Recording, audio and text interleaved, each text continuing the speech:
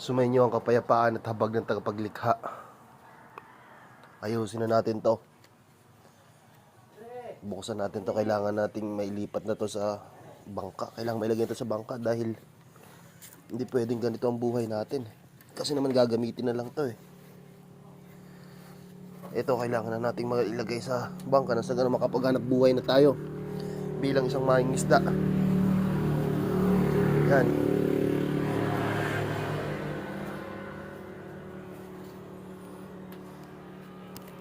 Hanapin natin ang mga pangkalas din eh. Ito yung gagamitin kong pangkalas ngayon. Wala pong magandang plies. Saan kayanin nyo ito?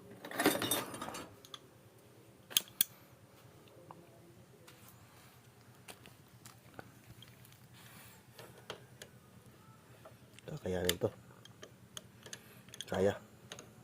Kaya. Walang problema, kakayanin. Maraming langis. Grabe. Parang ang dami na tumutulong langis ngayon ha. Kailangan ma-check natin ang dami na itong langis na to. Hanggang saan ba ang dami ng langis?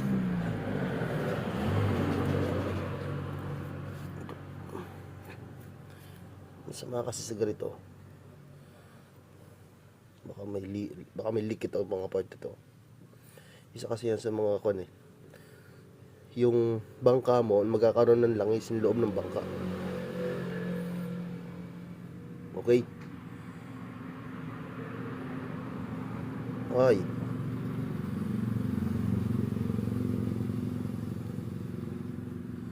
Hindi maganda yun ah. Aha.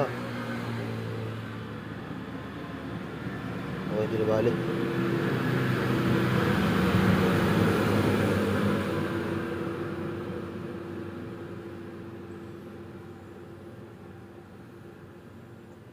Bahala na. Tandahan na lang. Sige. Check natin mga leak. Mga leak ba? Ito dito medyo ano kasi matagas na yan. Kaya hindi na natin hinahapit ng todo tulad dati na talagang pinipwersa natin to. So ngayon, kailangan natin may lipat ito sa bangka. Tapos hintayin nyo na lang bukas kung anong mangyayari. Lilipat at makamahingis na tayo. Kasama ko kayo, suportahan nyo ako sa gagawin na to. Maraming salamat sa